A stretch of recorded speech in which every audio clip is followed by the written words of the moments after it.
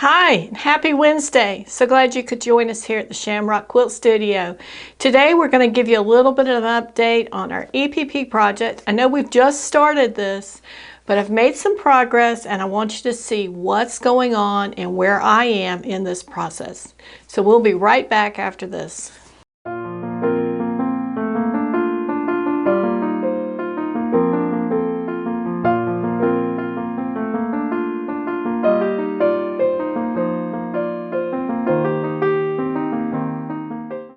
And welcome back to the Shamrock Quilt Studio.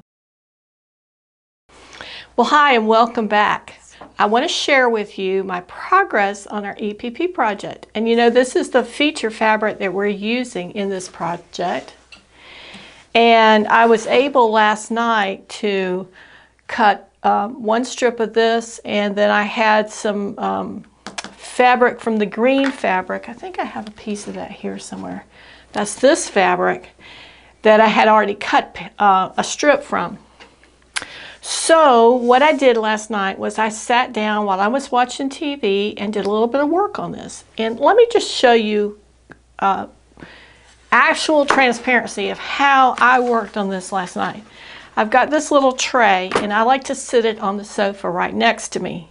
And it gives me a close area that I can keep all my supplies, and I don't have to worry about anything rolling down in the cushions of the sofa. So in this box, or in this tray, I've got my clips. I've got my hole punch, because I have not punched holes in all of my pieces. I kind of did them in a little batch last night of what I thought I was going to get done. I have this, but I didn't really need it, and I've got a little ruler and a couple of pencils. I have this just in case I needed it, but usually I don't need that till later on in the process. And then I had my bag of pieces, and I took out a handful of those and went ahead and punched holes in them so they were ready to go. These are the samples we had the other day. I've got this thread in here just because it was in here. But I've got my really bright thread that I was using to demonstrate the stitches, and then my needle and thread. And the piece that's we used as an example teaching demonstration is where I stored my needle with my thread, just so it was easy to find because it doesn't match the fabric that we're working with. But I sat down last night and I took the green pieces and I went ahead and wrapped the fabric around the pieces and put little clips on them. And I wish I had a piece of fabric, but I don't right now. And I did a bunch of those, and I really wasn't sure how long I wanted to work on them. So I think there were 14 of the green ones. So I pinned 14 of the green ones, and then I went ahead and sewed them. And I stitched them, and this is what they look like. They've got the little 3 sides with the basting stitch on them. It's not through the papers, so if we wanted to take the paper off right now, we certainly could. And then I was able to do 17 of the pattern fabric and get those done. So they're here as well. And I got to thinking about how I'm going to store these. What I need is maybe like a little box top or something that I can put them in so they can sit on one of the sides. And maybe something with multiple pieces. You could use plastic bins. That would work well too. But one thing you're going to notice as you start putting these together, there's what, 1, 2, 3, 6, there's 9 here. And that takes up a pretty good amount of space. That is 1 1/4 inches high just for those few pieces. So you're going to say to yourself, if I get 450, which is what's in this package, where am I going to put them all? Well, the reality is the secret is in the pressing. Once you press these pieces and make that crease so that it fits snugly against that paper, your storage space is going to be greatly decreased. Let's see if I can get, what did we say? We had 9, that's 6, 7, 8. Okay. And are they pressed? Let's see, those are not pressed. These are pressed. 6, 7, 8, 9, 10. Wait a minute, that one's not pressed. So we're back to 9. So there's 9 that are pressed. And now we're at less, probably like 3/4 of an inch now. And if you put these in some kind of container where they're all lined up similarly, they can even compress further. So you can get a lot of pieces in a little small area once you press them. And also pressing them allows you to play with them, kind of like putting a jigsaw puzzle together. So I know we've talked about this a couple of times about how this is going to come together.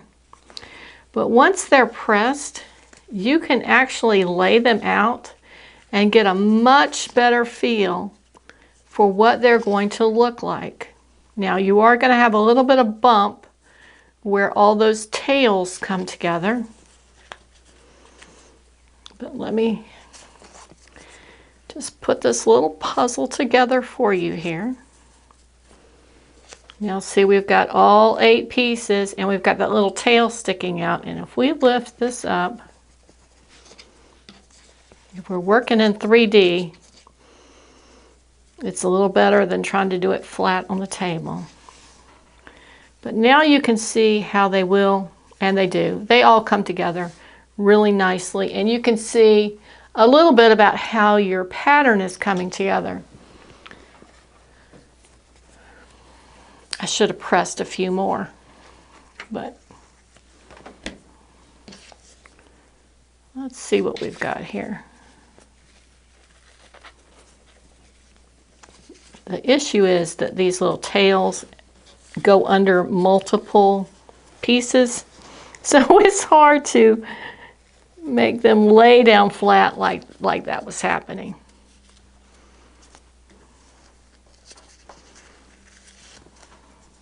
Oh, it's just impossible to show you. But they will come together, and you can see a little bit more about how your pattern is going to look, and then how you might be placing these together to get a certain design. You can kind of see how the design comes together there with these pieces creating something different than the center. Now I think in reality these are going to be the center and this is not, just so we can draw our eyes into it. But the secret to this particular quilt design is going to be that we are going to get a lot of pieces made, and then we're going to make decisions about how it comes together. So a little bit of update on what's going on with that. And I think it's actually gotten to the point now where it's coming together really well. And usually how I work this is during the week when I have, let's say, an hour that I sit down to watch whatever I want to watch on TV or otherwise not active, I will typically have at least one strip cut to either clip together or to stitch. And if I can keep that going, that means somewhere between 14 and 17 pieces a night. So 5-6 nights a week, you're looking at 200 pieces in a month that you put together. And that's just an hour or so an evening to cut the strip and pin it and stitch it. So it is slow, but you do make progress. It's not something that you have to concentrate greatly on. It's something you can have a conversation while you're doing it. You can listen to the TV or even watch the TV, listen to an audiobook, lots of things you can do. It's one of those